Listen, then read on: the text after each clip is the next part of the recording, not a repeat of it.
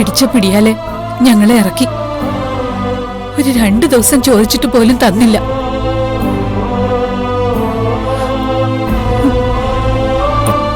മോളെ, വലിയ സാർ ഇതൊന്നും അറിഞ്ഞിട്ടുണ്ടാവില്ല. എന്തറിഞ്ഞിട്ടുണ്ടാവില്ല? അച്ഛൻ എന്തിനാ ഇങ്ങനെ ഓരോരുത്തർ മാറി മാറി ന്യായീകരിക്കുന്നേ? അറിഞ്ഞിട്ടുണ്ടാവും. അവർക്കൊക്കെ അവരുടെ കുടുംബങ്ങളാ വലുത്. എല്ലാവർക്കും പരീക്ഷിക്കാൻ നമ്മൾ മാത്രമേ ഉള്ളൂ. നിന്നോടാ പറഞ്ഞത് മിണ്ടാതിരിക്കാൻ.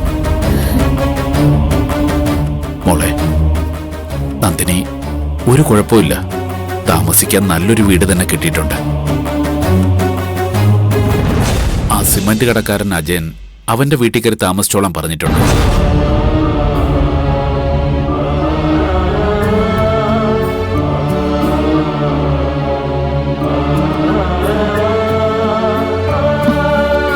നിങ്ങൾ പെട്ടെന്ന് കഴിച്ച് എഴുന്നേക്കാൻ നോക്ക്. എന്നിട്ട് പെട്ടെന്ന് തന്നെ പോയിക്കോ.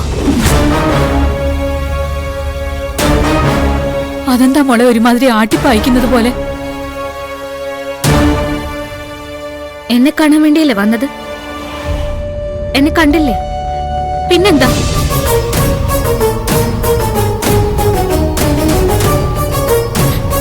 നിങ്ങളെ ഇറക്കി വിടാൻ കൽപ്പിച്ച ആള് ഇപ്പൊ ഇവിടെ ഇല്ല. തിരിച്ചു വരുമ്പോ എന്താ സംഭവിക്കാന്നറിയില്ല. അതുകൊണ്ടാ പറഞ്ഞത് പെട്ടെന്ന് ഇറങ്ങണം.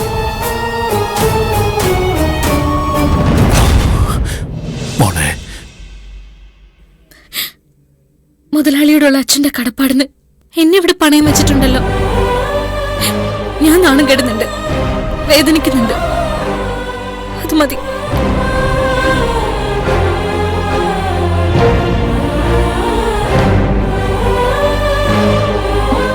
എന്റെ കുടുംബത്തിനെ ആരും നാണം കെടുത്തുന്ന എനിക്ക് കണ്ടു നിൽക്കാനാവില്ല. അതുകൊണ്ടാ പറഞ്ഞത് എത്രയും പെട്ടെന്ന് പോയേ പറ്റൂ.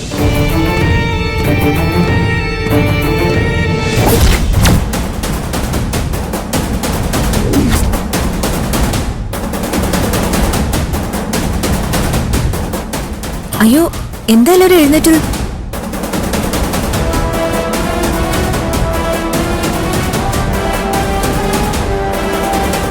എന്താ നന്ദിനി ഇത്?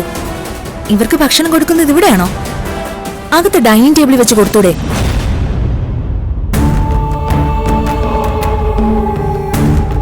അല്ല മേഡം, നിങ്ങളിപ്പോ നമ്മുടെ തോട്ടത്തിലെ വേലക്കാരൊന്നുമല്ല, നമ്മളിപ്പോ ബന്ധുക്കളാ.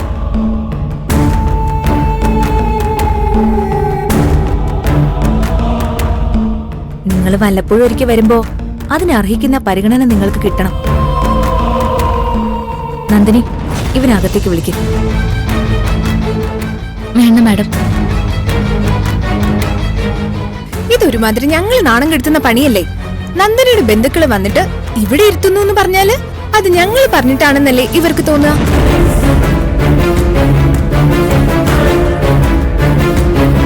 മതി മതി, തർക്കം മതി. എല്ലാവരും അകത്തേക്ക് വാ.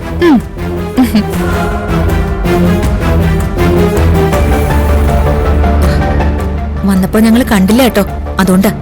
വാ.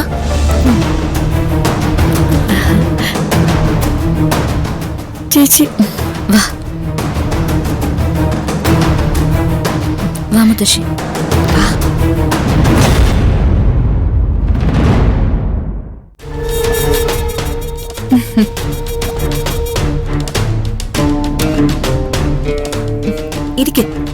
ഇരിക്കില്ലാവരും അവിടെ ഇരുന്ന് കഴിക്കേ.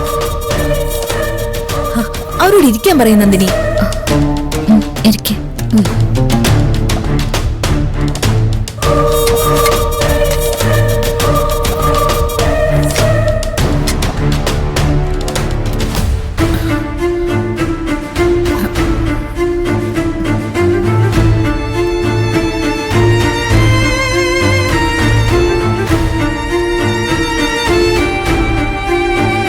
ഇതെന്താ നന്ദിനി, വേറെ സാമ്പാർ മാത്രം കൊടുത്തിരിക്കുന്നേ?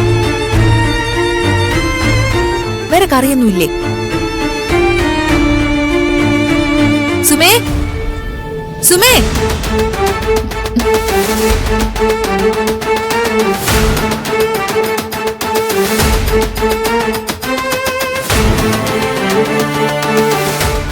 എന്താ മാഡം? ഫ്രിഡ്ജില് ഹോട്ടലിൽ നിന്ന് വാങ്ങിക്കൊണ്ടുവന്ന ഫുഡൊക്കെ ഇരിപ്പില്ലേ? അതൊക്കെ എടുത്തോണ്ടൊന്ന് വിളമ്പി കൊടുക്ക്. അയ്യോ വേണ്ട മാഡം.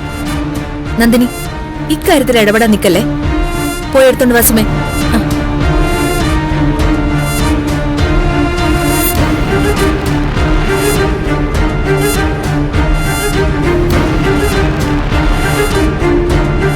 ഡാഡി സൂര്യക്ക് ഇപ്പൊ വരും.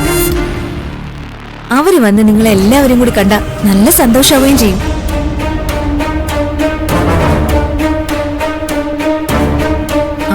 എല്ലാവർക്കും വെച്ചു കൊടുക്ക്.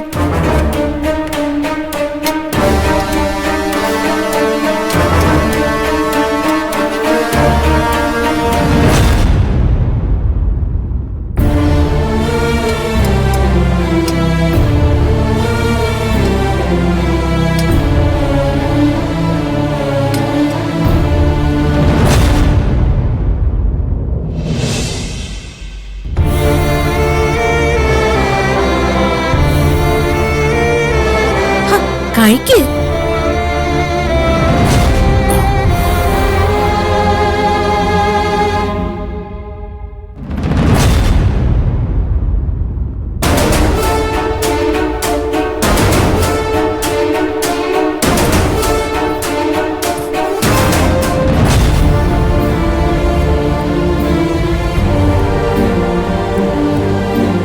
എന്താ അങ്ങളെ കഴിക്കാത്ത?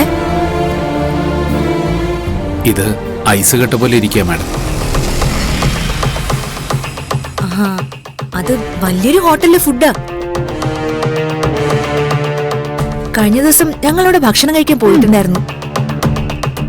അത്തരം ഹോട്ടലുകളിലൊന്നും നിങ്ങൾക്ക് ജന്മത്ത് കയറാൻ പോലും സാധിക്കില്ല.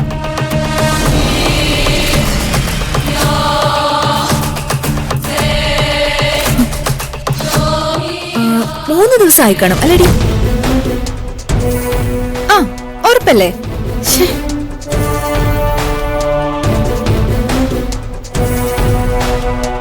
കഴിച്ചു കഴിഞ്ഞപ്പോ കുറെ ഫുഡ് ബാക്കി വന്നു.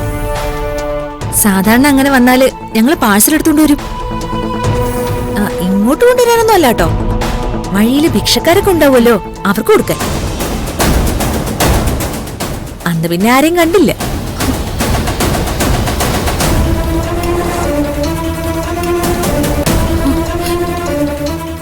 അത് കുഴപ്പമില്ല, ഇവര് തിന്നോളും. എന്തായാലും ചിലവായ മതിയല്ലോ.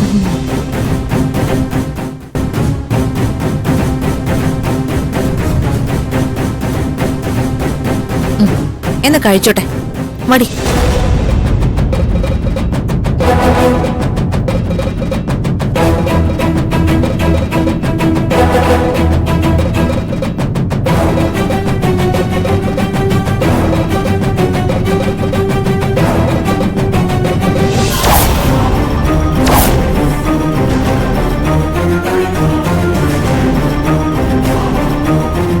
വിളിച്ചകത്തേക്ക് ഇരുത്തിയപ്പോഴേ ഞാൻ ഉറപ്പിച്ചതാ സൽക്കാരം ഇങ്ങനെയായിരിക്കുമെന്ന്. പറഞ്ഞത് മനസ്സിലായില്ലേ? അവരുടെ കണ്ണിൽ നമ്മൾ പിച്ചക്കാരെക്കാളും താഴെയാ.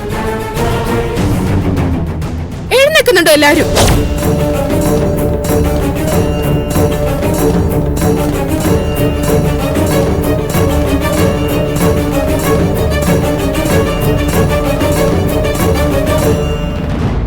ഇനി അച്ഛനും മുത്തശ്ശിയും പറയോ ചേച്ചി ഇവിടെ സന്തോഷത്തോടെ ജീവിക്കുന്നതെന്ന്?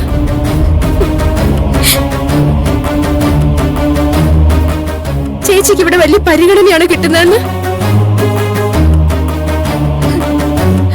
ഇതുകൊണ്ടാണ് ഞാൻ പറഞ്ഞത്, ആരും കാണാൻ നിൽക്കണ്ട, എത്ര പെട്ടെന്ന് ഇറങ്ങി പോവാൻ.